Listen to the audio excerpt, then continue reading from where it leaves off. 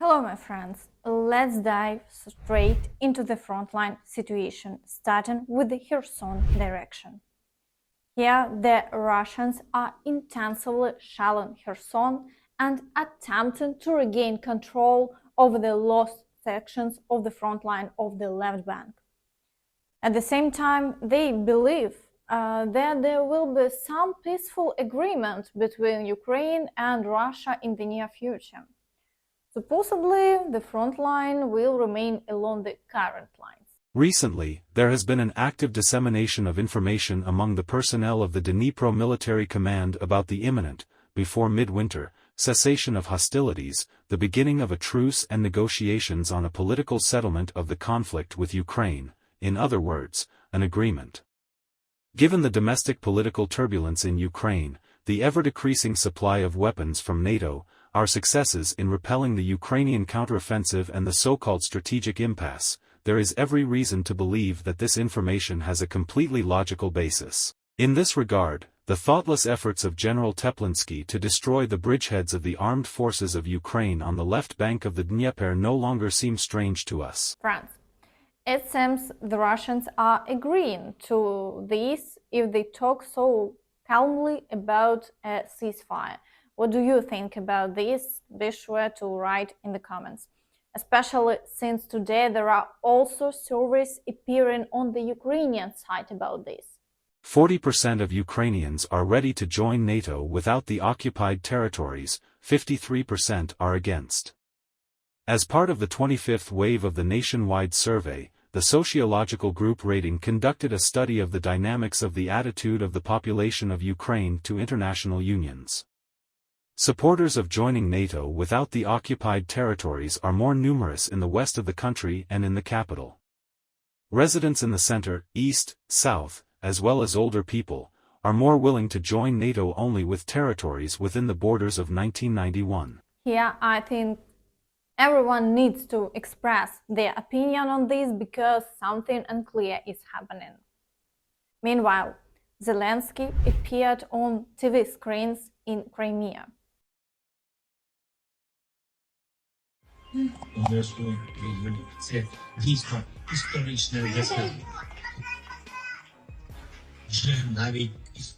the Zaporizhzhia direction, as before, there are offensive actions in the Robotyne area, and shelling continues along the entire front line.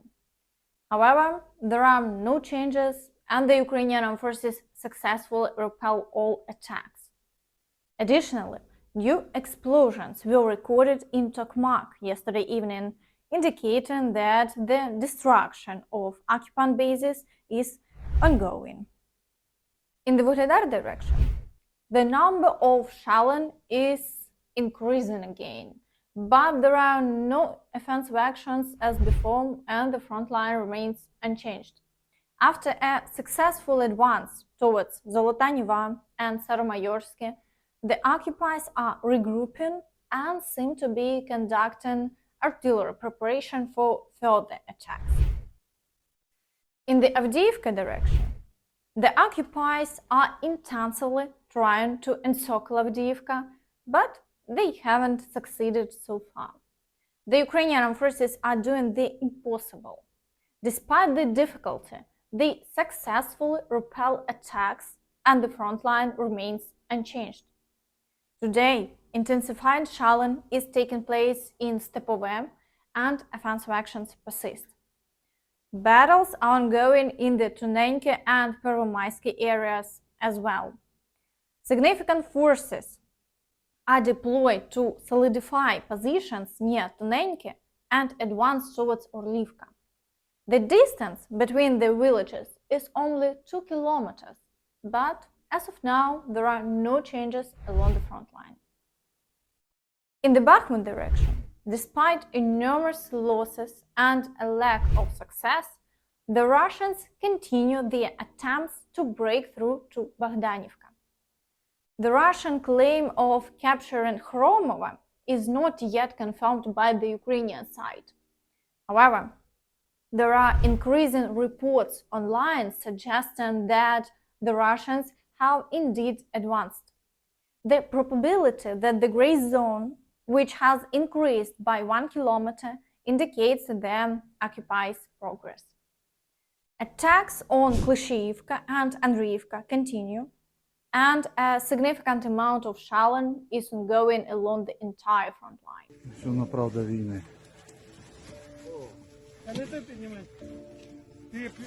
Тобі не треба піднімати. Носілки підніми чуть-чуть на коліна поставити, щоб він догори ногами не був.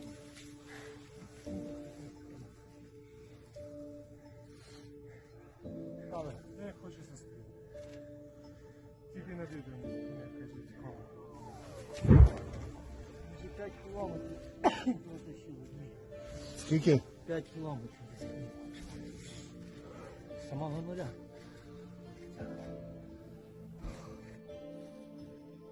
In the Krimenna and Siversk areas, the Russians continue shelling, but success seems unlikely for them.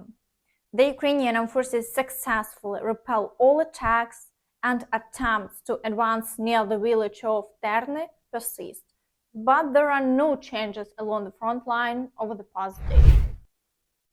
In the Svatove area, the situation has also stabilized.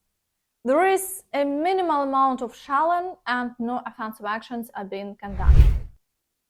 In the Kupiansk direction, the Russians continue to increase the number of troops along the front line. They are deploying new assault brigades and tank divisions to reach Kupiansk and capture the city. However, they are currently stuck at Synkivka, experiencing significant daily losses. Battles are also ongoing in the Petropavlivka area, but there are no changes along the front line over the past day. Meanwhile, it seems another military conflict is brewing.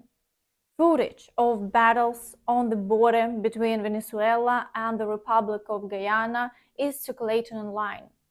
Earlier, citing Brazilian intelligence reports, a group claimed that Russian allies were preparing a military operation against the Republic of Guyana.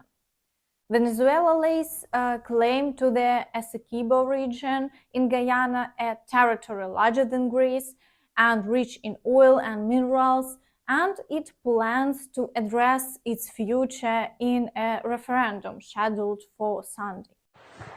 Sono atrás y atrás muy poquito allá en la entrada arriba.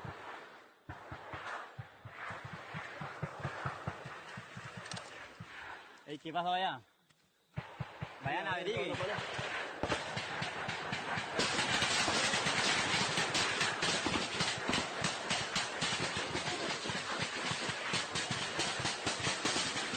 Puta, se prendió, hijo de puta.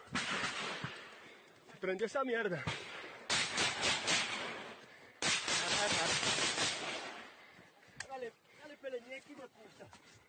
The territorial conflict between Venezuela and Guyana has been dragging on since 1899, but now it is significantly escalating. Huge oil reserves have been found in the Essequibo region. President Maduro wants to restore territorial integrity through a referendum and seize the rich region. Brazilian intelligence claims that Venezuelan President Nicolas Maduro is planning a military invasion against the Republic of Guyana in the coming days. This was reported by AP. Nicolas Maduro is making efforts to hold a referendum on one of the regions of Guyana.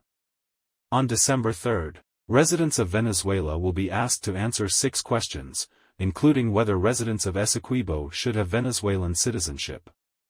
Guyana views the upcoming referendum as an annexation, so on November 14, she appealed to the International Court of Justice to suspend certain parts of the vote.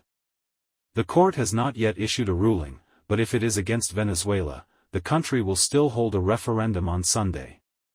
Among the issues is also to stop recognizing the jurisprudence of the International Court of Justice. The judge's provisional decision is expected on December 1. And that's all from me. Don't forget to like this video, subscribe to the channel, and hit the notification bell to stay updated on all the latest news. Thank you for watching and see you next time. Bye bye.